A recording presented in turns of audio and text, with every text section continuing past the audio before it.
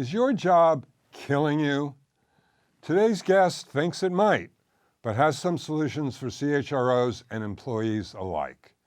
Welcome to Firing Line. I'm Bill Kutik. Joining us now is Steve Hunt, Senior Vice President of HCM Research for SAP SuccessFactors. With a doctorate in industrial organizational psychology, Steve works at the intersection of technology and psychology to create more productive work environments. He's written 2 books, Common Sense Talent Management and Hiring Success. Steve, welcome to Firing Line. Bill, great to be here. Steve, employers have long been focused on the health of their employees, really for financial reasons. Their productivity, trying to keep their health insurance premiums down, but things have changed now. What's going on? Well, we've been providing benefits for health for a long time, but haven't been focused on are people actually healthy? And this is the focus because people have seen and there's a lot of research on this that has shown there are very strong connections between being in a healthy work environment and being a healthy, productive employee, that work has a very significant impact on our happiness and our health overall. What makes a job unhealthy? Well, there's many things. The traditional thing is sort of like safety, but the focus that we have on more your typical job, like for example, working for a bad manager is literally bad for you. It increases your stress levels, makes it difficult to sleep, makes it hard to deal with various factors going on in your life. Similarly, working with like very abusive customers literally does hurt you. If you have to fake smiling all the time, it exhausts you over time, right? And I think we've all had those jobs. So I think a lot of people, this isn't going to surprise people so much, but what will surprise them is how big an impact work actually has on our health and happiness overall.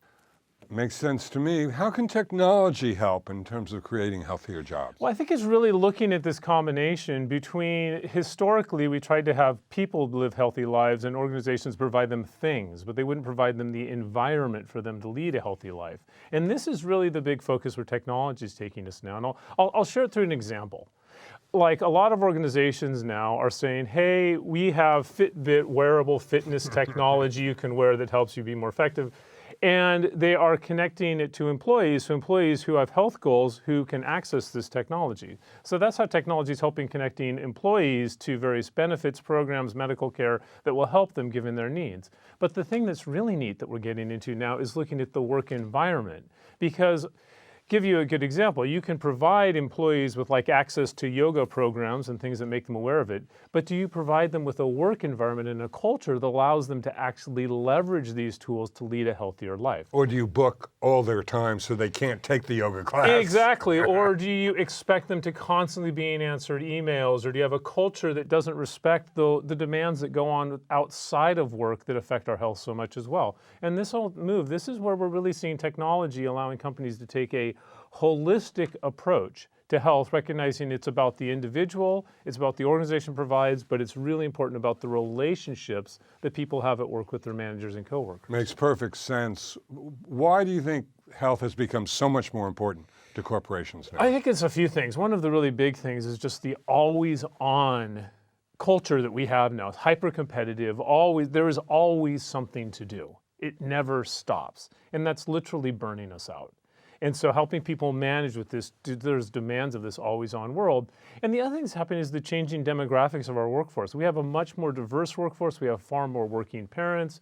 We have people that are dealing with a lot of things that go on outside of their life that they need to integrate with work and those challenges. And another one that's really interesting, and I don't quite know how this is playing out, is on average, we're getting a lot older. I'm not getting any older. No, neither am I. I've decided aging's again. I like this aging idea. I'm against it. I'm not going to do it anymore. No, we're all getting, I think people might know this, but they don't know how much older the average workforce is getting. The estimates are by 2020, 25% of the U.S. workforce is going to be over the age of 55. And this is important. It doesn't mean that you get older that you get less healthy. That's not true. Matter of fact, often people improve on things like some psychological measures and things like that. But it definitely does have an impact on people's way of life and sort of expectations. And I think that's one of the things organizations are realizing, that we need to adapt the work environment to a changing working population. Steve, this is really great. You present us with a real integrated vision of these problems and people's responses to them. So thanks for stopping by. Absolutely, Bill. Thanks for having me. Don't miss next month's episode of Firing Line. Just click on the red subscribe box at the end. You'll get just one email notice when the next program has posted. Write your comments right on the YouTube page, go to our Facebook page, or send us an old-fashioned email to bill@kutik.com. We really want to know what you're thinking. Thank you for joining us. I'm Bill Kutik.